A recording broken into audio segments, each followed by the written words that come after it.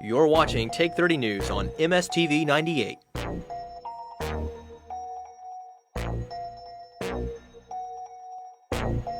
Our state, our news. Hello and welcome to Take 30 News' special election broadcast. The last 48 hours in the Student Association election has been plagued by controversies and political posturing. The issues have moved from what you and me face every day to who is endorsing whom and a battle of individual campaigns. JoJo Dodd, the current SA President, issued an endorsement letter on his Twitter account for Roxanne Raven, the current Vice President and also a candidate for presidency. He said, and I quote, "The student body should be able to trust that their elected leaders are working hard for them, that they've got the student's best interest at heart, and they'll work just as hard for a student who looks like them as one who doesn't. I'm encouraged to know that there is a candidate committed to working for every student, regardless of who they are. Roxy Raven," end quote. Take 30 News spoke to Cole Wood, presidential candidate and Raven's rival in the elections this year. This is what he had to say. I saw it right immediately yesterday, and I've talked to my campaign team, I've talked to my campaign managers, and they're all behind me, they all support me. And this does not change anything about my campaign. I'm going to continue moving forward. I'm going to continue reaching out to as many students as possible. What he did violate the Constitution, and I assure you, if I am honored to be the president, I will not do that. I will not violate the Constitution. And this does not change anything about my campaign. I'm going to continue to move forward up until February 2nd, all the way to the end. Around 8 p.m. last night, the Senate announced that it had begun a process for impeachment of Dodd. 25 senators supported the impeachment, none opposed, and 3 abstained. This is the first time a president is this close to being impeached. Raven, in support of whom Dodd issued a letter, posted a video on her Facebook this morning. Here's what she had to say. I just want to take a few moments to talk to you about the past couple days' events and my sentiments towards those. As you know, yesterday and the day before, JoJo Dodd gave his support to my campaign. While flattering, this was also unsolicited and violated the Constitution. As Vice President, I took an oath to defend that Constitution. So I'm speaking with a lot of students recently, and I think we're all worried that this whole campaign has moved away from the service of students towards focusing on individual campaign politics. I wanted to encourage you to use the rest of the election period to refocus back on service. I hope to see you tonight at the debate to learn about each candidate's ideas, and I also want to offer an open door policy today to meet with any student that wants to discuss what's been happening. Jamie Aron, Dodd's rival in the last year's presidential elections and the current Chief Justice and Elections Commissioner, told The Reflector that Dodd's post was controversial and pretty pointed. As of now, the SA elections stay on schedule to be held on Tuesday, February the 2nd.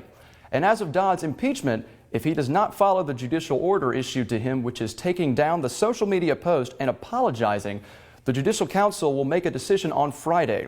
If he complies with Senate, and will make a decision on Election Day. Take 30 News did contact JoJo Dodd for an interview, but he refused, saying he wants the focus to be back on the elections. Whereas Jamie Aron has agreed for an interview tomorrow afternoon. Please monitor our social media accounts for the latest updates.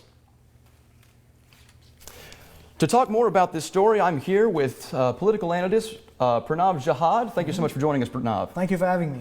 Now, this is the first time that a president had been this close to being impeached. So what actually is the process for an impeachment in the SA Senate?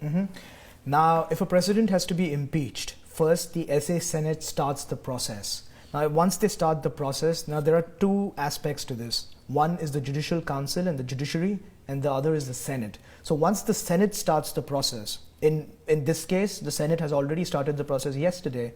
They had a vote on it. The members of the Senate vote, the senators vote. Right. Yesterday, the senators voted. 25 senators voted for the impeachment of JoJo Dodd. None opposed the impeachment, and 3 remain abstain. So that's the story as of now today. Now there's another part, I'll quickly tell you about it. All right. The Judiciary Council has said that if you follow some disciplinary actions, they have issued a judicial advisory to JoJo Dodd saying that if he takes down his social media post and apologizes, they won't make a decision, the Judicial Committee. The Judicial Council won't make a decision on Friday. If he doesn't comply, they are going to make a decision on Friday. If he complies, he takes down and apologizes, the Senate will anyway have a hearing, which is on Tuesday. And coincidentally, it's also the election day. So what has happened right now, this does not remove him from office? So he's still in office. Okay. He's still the SA president until Friday or Tuesday. If he Now doesn't, only time will tell. if he does comply, it will go to Tuesday. Correct. Okay. Now, I've heard that Roxanne Raven last night, as the VP already, she recused her position as vice president, and pro tem Hunt Wallin had to step in. Was this because of conflict of interest? Yes, Okay. it was. Now what has happened is JoJo Dodd offered a clear endorsement to Roxanne Raven, and with a signature and a letter, and he posted that on his Twitter account and his social media pages. So now what that does is it puts Roxanne Raven into a very difficult position. She's running a campaign, she has to fight an election, but at the same time she's also the vice president. Now the duties of the vice president, wherever it's this issue, the issue of impeachment and the issue of her JoJo Dodd's endorsement of her, she has to step outside because it's a clear case of conflict of interest to maintain integrity and the credibility of the SA Senate, the Judicial Council, and the Student Association. Roxanne Raven will have to step out whenever it's about this impeachment. Okay, and do you think that this will have a positive or negative impact on Raven's campaign, because the election is right around the corner, less than a week away? Do you think that this will give her support that the president gave an endorsement, or negative effect because it was against the Constitution? You know, I've seen both sides to this issue, because I have seen some of the students on campus who support Roxanne Raven call JoJo Dodd as a fallen soldier who wanted to save the Student Association, who wanted to save the integrity, credibility, what the Student Association stands for. And I've also seen students, some of the students, calling JoJo Dodd a criminal who broke the constitutional law. So I wouldn't really know how it will affect a particular campaign, but I can say it has had a lot of repulsions and the consequences have gone. Now this is just beyond the control of both the campaigns. The students are discussing it, the faculty is speaking it. The Reflected had a glaring headline last issue saying SA President breaks the rule.